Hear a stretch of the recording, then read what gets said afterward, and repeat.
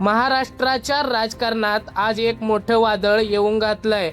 विधान परिषदेच्या 9 जागा आणि भाजपला मिळणार तब्बल 4। आता हे ऐका, 4 जागा म्हणजे साधी गोष्ट नाही। एकाच वेळी 4 नेत्यांचं राजकीय भविष्य ठरणार, एकाच वेळी 4 जणांचं पुनर्वसन होणार।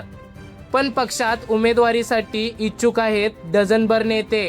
प्रत्येकाच्या मनात एकच विचार, माझ्याच नावाचा विचार व्हावा। आणि या गर्दीत 4 नावे सर्वात जोरात चर्चेत आहेत। 4ही जण भाजपचे, 4ही जण ताकदवान, 4ही जणांचं स्वप्न एकच, विधान परिषदेची खुर्ची। पण संधी मिळणार फक्त मोजक्यांनाच। मग या 4 पैकी कोण जिंकणार हा अंतर्गत संघर्ष, कोणाच्या नशिबात आहे विधान परिषदेचं सोनेरी भविष्य, आणि सर्वात महत्त्वाचं, जनतेचं उत्तर काय आहे हे जाणून घेण्यासाठी व्हिडिओ शेवटपर्यंत बघा। कारण शेवटी आम्ही एक नाव जाहीर करणार आहोत जे तुम्हाला अजिबात अपेक्षित नसेल। आधी समजून घेऊया विधान परिषद म्हणजे नक्की काय आणि इथे जाणं इतकं महत्त्वाचं का आहे। महाराष्ट्र विधानमंडळाचं वरिष्ठ सभागृह, यालाच अप्पर हाऊस म्हणतात। इथे एकदा निवडून गेलं की तब्बल 6 वर्षाचा निश्चित कार्यकाळ मिळतो। थेट जनतेला सामोरं जाण्याची घाई नाही, पुन्हा निवडणूक लढण्याची चिंता नाही, पण धोरणे ठरवण्याची, कायदे घडवण्याची आणि पक्षाचा आवाज उठवण्याची प्रचंड ताकद असते। त्यामुळे साहजिकच राज्यसभेत संधी हुकलेले नेते, विधानसभेत पराभव झालेले नेते आणि पक्षाचे निष्ठावंत चेहरे सगळेच विधान परिषदेसाठी आतुर असतात।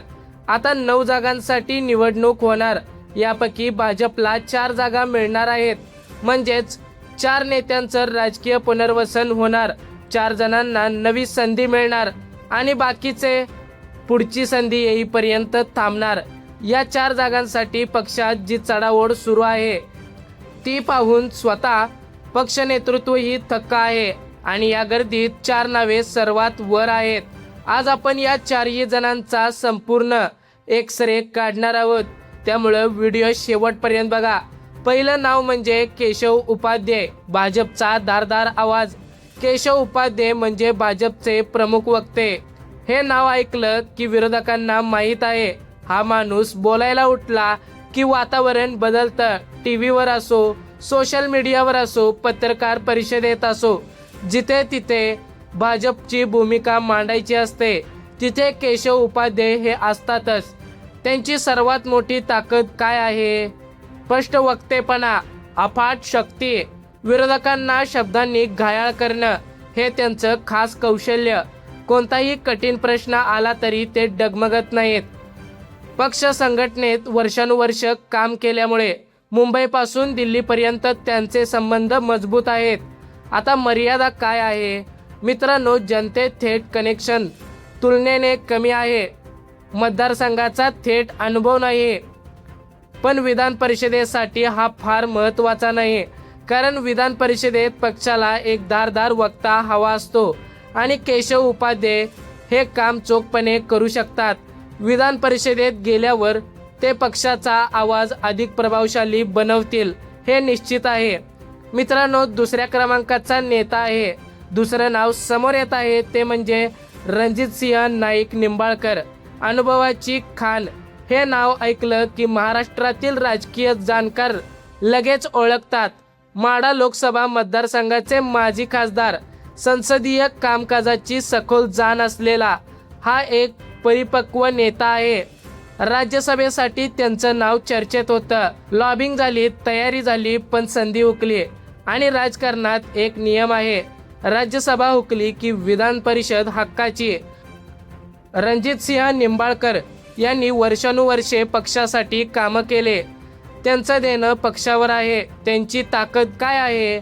मित्रांनो, अनुभव प्रचंड आहे। पश्चिम महाराष्ट्रात, विशेषतः माढा परिसरात मजबूत जनाधार, संसदीय परंपरा, नियम, कायदे या सगळ्यांचं त्यांना सखोल ज्ञान आहे। विधान परिषदेत हे ज्ञान पक्षासाठी अत्यंत उपयुक्त ठरू शकतं। आता मर्यादा काय आहे?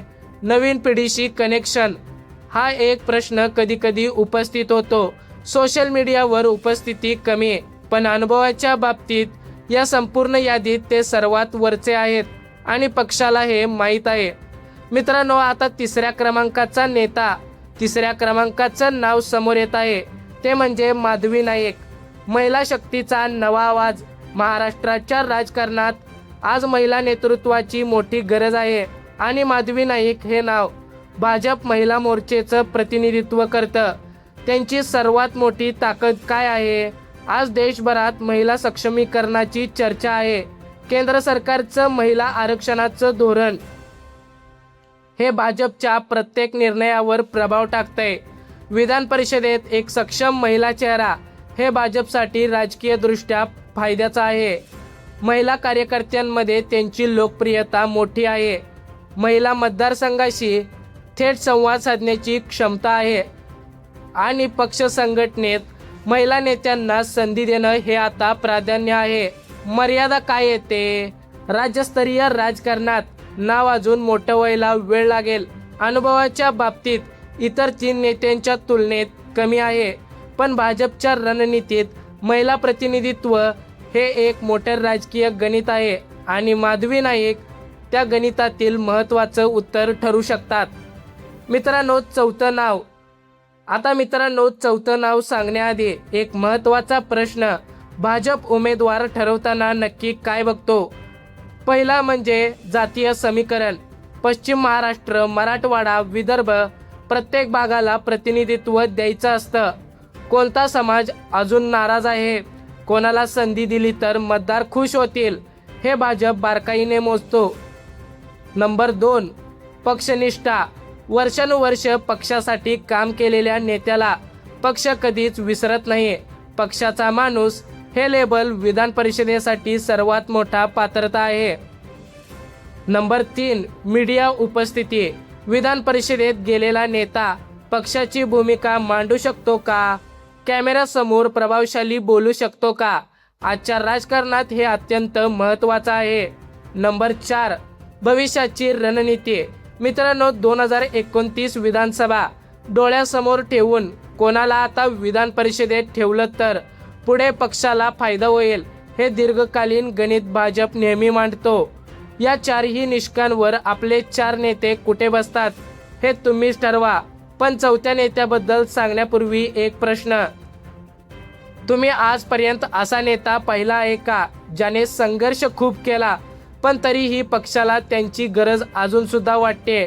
अनेकदा विजय पराजय झाला पण पक्ष त्यांना विसरत नाहीये. हे नाव मी आता सांगणार आहे, त्यामुळं व्हिडिओ लक्षपूर्वक बघा. मित्रांनो, आता करूया एक थेट तुलना. तिन्ही नेत्यांची ताकद एका नजरेत. केशव उपाध्ये मीडियात सर्वात धारदार, पक्षाचा आवाज म्हणून विधान परिषदेत उपयुक्त, पण जनाधार थेट नाही.